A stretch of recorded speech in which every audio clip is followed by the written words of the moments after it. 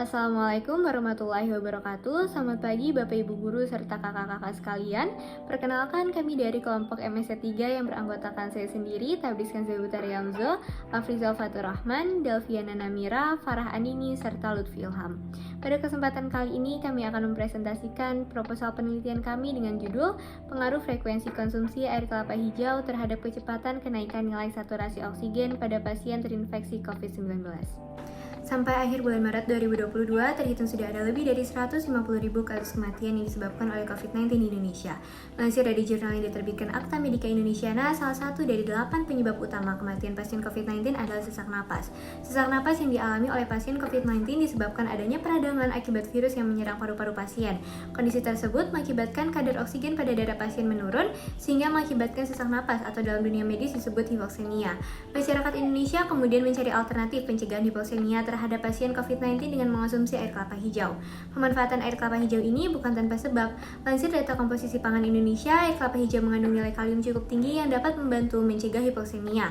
Hal ini membuat maraknya pemanfaatan air kelapa hijau yang diperkuat dengan bukti hasil kuesioner pada Maret 2022 yang menyatakan 25 dari 45 responden turut mengonsumsi air kelapa hijau sama mereka terinfeksi COVID-19 dengan angka efektivitas mencapai 6,48. Oleh karena itu, peneliti tertarik melakukan penelitian pengaruh frekuensi konsumsi air kelapa hijau terhadap kecepatan kenaikan nilai saturasi oksigen pada pasien terinfeksi COVID-19. Pada penelitian dengan judul Pengaruh Frekuensi Air Kelapa Hijau, Cocos viridis, terhadap kecepatan kenaikan nilai saturasi oksigen pada pasien terinfeksi COVID-19, peneliti mengangkat rumusan masalah sebagai berikut. 1. Sejauh mana pengaruh air kelapa hijau terhadap kecepatan kenaikan nilai saturasi oksigen kepada tubuh pasien terinfeksi COVID-19 berdasarkan frekuensi konsumsinya? 2. Apakah air kelapa hijau benar-benar efektif untuk meningkatkan nilai saturasi oksigen pada tubuh pasien terinfeksi COVID-19? Kemudian dengan dilaksanakan penelitian ini, tujuan yang dicapai peneliti yaitu 1. Mengetahui pengaruh air kelapa hijau Cocos viridis terhadap kecepatan kenaikan nilai saturasi oksigen pasien terinfeksi COVID-19 berdasarkan frekuensi konsumsinya. 2. Meningkatkan pengetahuan mengenai air kelapa hijau secara mendetail. Pengertian kelapa hijau. Kelapa hijau merupakan kelapa yang masih muda dan belum matang sempurna, dagingnya lebih sedikit, namun airnya yang menyegarkan dipercaya lebih sehat. Pada air kelapa hijau terkandung kalium dengan jumlah yang cukup tinggi. Kalium pada air kelapa hijau ini dapat bermanfaat untuk menyembuhkan hipoksemia atau kondisi di mana kadar oksigen di dalam darah berada di bawah batas normal. Selain itu, air kelapa hijau mengandung tanin atau anti racun lebih banyak dibandingkan jenis kelapa lainnya. Tanin bersifat antibakteri yang akan menghambat pertumbuhan bakteri. Coronavirus merupakan virus yang menyebabkan penyakit manusia dan hewan, seperti penyakit infeksi saluran pernafasan mulai flu biasa hingga penyakit serius seperti MERS atau sindrom pernafasan akut berat atau SARS. Coronavirus jenis baru ditemukan pada Desember 2019, kemudian diberi nama SARS-CoV-2. COVID jenis baru ini menyebabkan penyakit coronavirus atau COVID-19.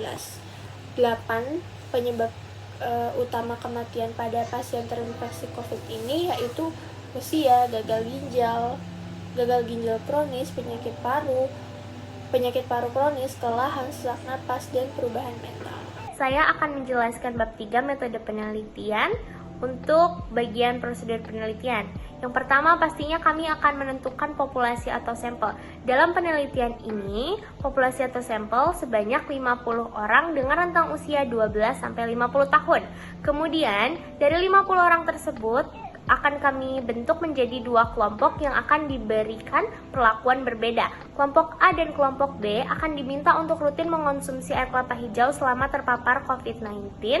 Untuk kelompok A dengan frekuensi yang lebih tinggi dan untuk kelompok B dengan frekuensi yang lebih rendah.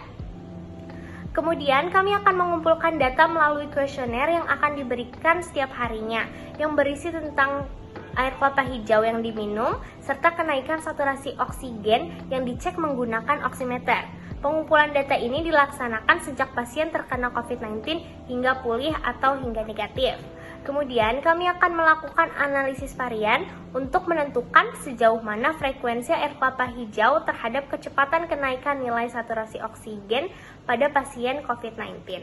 Penelitian. Instrumen yang digunakan dalam penelitian ini adalah berupa kuesioner dan dokumentasi, terutama untuk 1. Mengetahui frekuensi banyaknya air kelapa yang diminum selama terinfeksi COVID-19.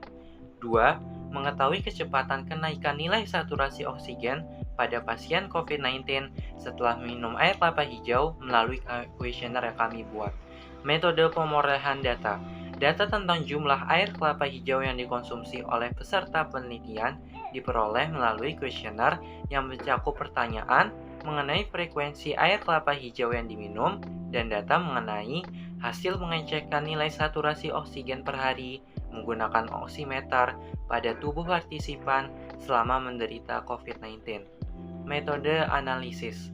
Data yang terkumpul dianalisis melalui analisis varian, yaitu analisis data untuk mengetahui tingkat efektivitas frekuensi air kelapa hijau yang diminum terhadap kecepatan kenaikan saturasi oksigen pada tubuh pasien terinfeksi COVID-19. Variabel penelitian. Adapun variabel bebas dalam penelitian ini adalah frekuensi air kelapa hijau yang diminum.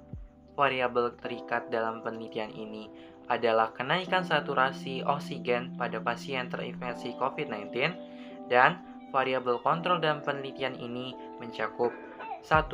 Umur dengan rentang usia 12-50 tahun. 2. Menggunakan gelas dengan ukuran yang sama untuk meminum air kelapa hijau. 3. Menyamakan jenis dan dosis obat maupun vitamin yang dikonsumsi selama terinfeksi COVID-19. Sekian presentasi dari kelompok MS3. Kurang lebih mohon maaf. Terima kasih banyak.